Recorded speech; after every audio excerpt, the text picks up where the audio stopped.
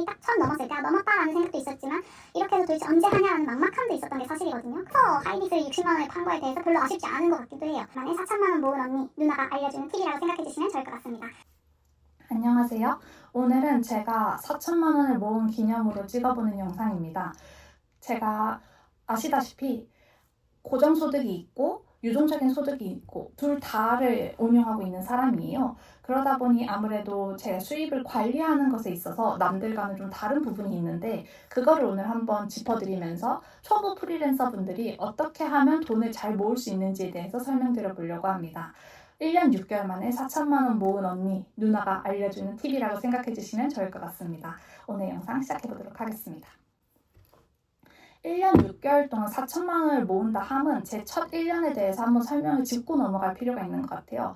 저는 우울증을 좀 앓고 있고요. 그렇기 때문에 작년에는 그 상황이 조금 심했어서 집 밖을 거의 나가지 않았습니다. 그래서 지출을 할 일이 없었죠. 쇼핑 뭐 이런 것도 관심이 전혀 없었고 돈 쓰는 것뿐만이 아니라 대부분 생활 전반에 대한 모든 것들에 별 흥미가 없었기 때문에 돈을 많이 모을 수 있었어요. 그렇게 해서 모은 돈이 제 체감으로는 2,500만 원 정도 되는 것 같습니다. 그러니까 제가 월급을 그냥 순전히 모았다라고 보는 거죠. 그렇게 모은 돈이 2,500만 원 정도. 그리고 그 외에 제가 열심히 모으고 굴리고 해서 번 돈이 1,500만 원, 1,500만 원 정도 된다고 생각해 주시면 됩니다. 월급을 꼬박꼬박 모은다 함은 사실 그렇게 어렵지 않아요. 밖에 나가지 않고 행동을 하지 않으면 돈은 모이게 되거든요. 근데 우리가 그렇게만 살 수는 없는 노릇이잖아요. 그래서 제가 이번에 돈 관련 영상을 올리면서도 저는 이제 좀 돈을 쓰고 살 거예요 라고 말씀을 드렸던 거고요.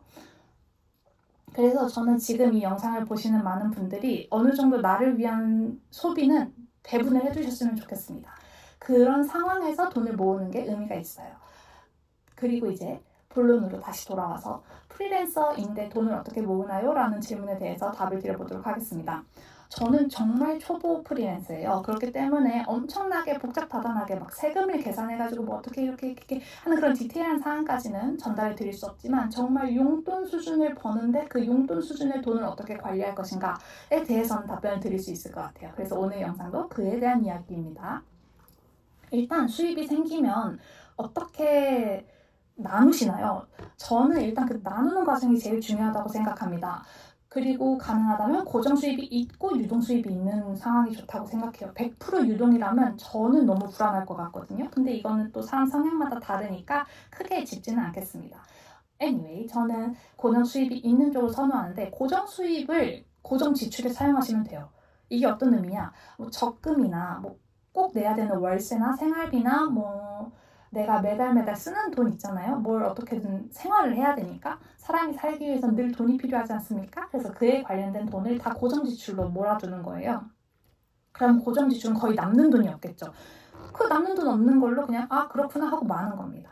그 남는 돈을 또 어떻게 굴릴까 아낄까 이게 왜 금액이 이렇게 적지 이런 생각은 하실 필요 없어요. 제가 저번 영상에서 말씀드렸듯이 고정 지출은 각자마다 기준이 다를 텐데 그 기준을 잘 설정하셨다면 그 내에서 움직이는 건 최량으로 하셔도 된다. 저는 이렇게 생각합니다. 유동 수입은 일단 저는 최대한 전액에 가까운 금액을 다 통장에 넣으려고 하고 있어요. 통장은 적금을 만드시는 걸 추천드리는데 적금을 카카오뱅크 광고 아닙니다. 카카오뱅크 자유적금으로 하셔가지고 한 달에 1,000원 들어가게 하신 다음에 거기에다가 수입이 생길 때마다 넣는 방식으로 진행하는 게 굉장히 좋더라고요. 저는 처음에 일부 부수입이 발생했을 때에는 그 돈으로 이제 생활을 하고 고정 수입은 다 고정 저축으로 하자 이렇게 생각을 하고 그걸로 지출을 하는데 사용을 했었거든요. 그렇게 하다 보니까 아무래도 좀 일을 하는데 기쁨이 덜해요.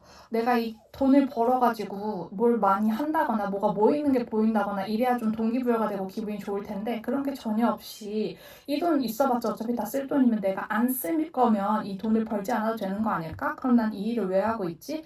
이건 내 소비적인 성향 때문일까? 이런 생각들로 이어지더라고요. 그러지 않기 위해서는 고정 수입으로 고정 지출을 하고 그 남은 돈을 재량해 둔 다음에 부가적으로 들어오는 수입들에 대해서는 최대한 저축을 해두자. 이게 추천드리는 방법입니다.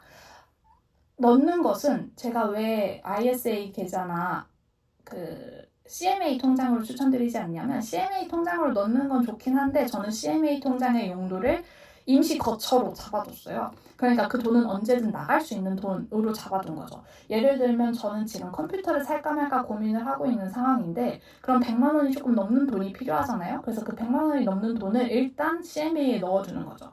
그러다가 뭐 필요한 그 돈이 급하게 필요하고 한 며칠 뒤에 돈이 들어올 예정이야 하면 거기에서 미리 써두고 메꾸는 식으로 사용을 하고 있습니다. 그렇기 때문에 CMA 통장에다가 적금처럼 부수입을 넣는 건 추천드리지 않고요.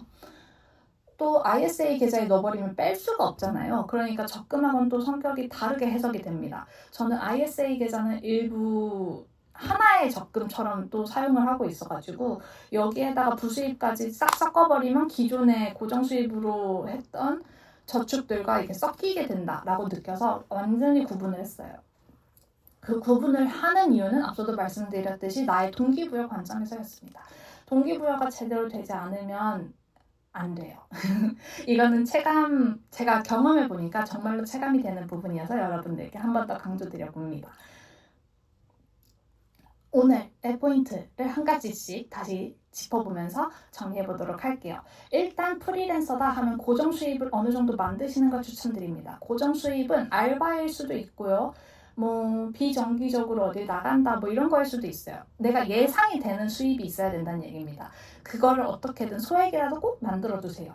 예상 가능한 수익을 만들어둔 상태에서 그 외의 수익들을 얘기할 건데 그 고정 수익들에 대해서 고정 지출을 하고 그 남은 돈은 다 재량해 두시는 걸 추천드립니다. 그리고 그 외에 부가적으로 들어오는 돈들에 대해서는 내가 최대한 저축을 한다거나 아니면 어디 내 눈에 안 보이지만 그냥 체감 심리적 안정을 줄 수 있는 용도로 활용한다. 이렇게 말씀드릴 수 있습니다.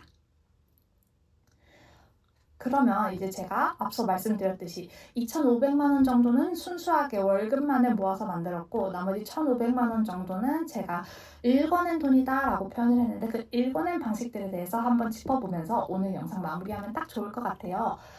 그 1,500만 원들 중에는 앞서도 말씀드렸듯이 메일링 서비스에 대한 수익도 조금 있고요.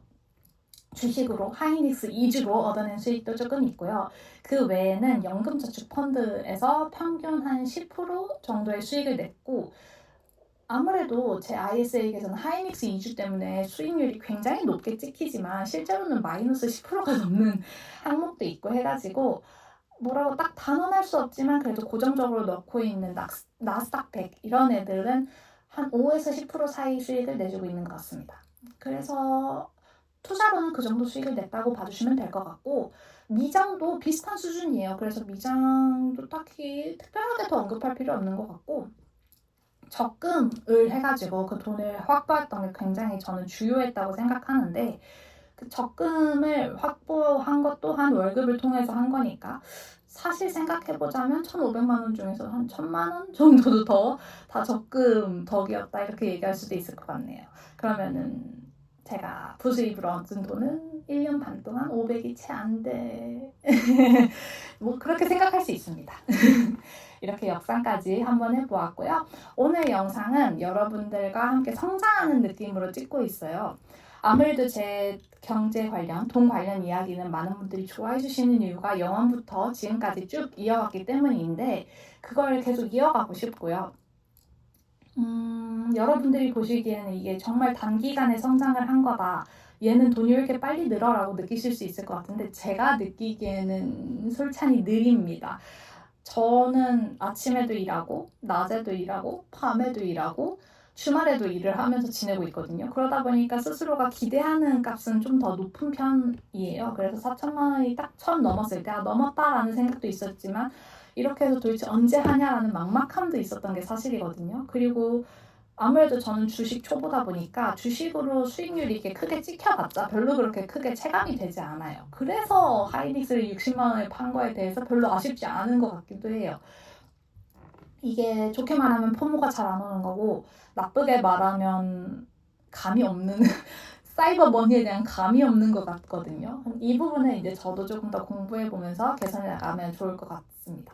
오늘 영상에서는 많은 분들이 댓글로 프리랜서 분들이 돈을 어떻게 모으는지를 공유해 주셨으면 좋겠어요. 막 진짜 전업으로 프리랜서로 이렇게 막 뛰시는 분들이라면 또 다르겠지만 저처럼 진짜 소소하게 진짜 알바 수준도 안 되게 버시는 분들도 분명 계실 거란 말이죠. 그런 분들이 어떻게 하고 계신지 같이 이야기 나눠보면서 댓글에서 소통하면 정말 좋을 것 같고요.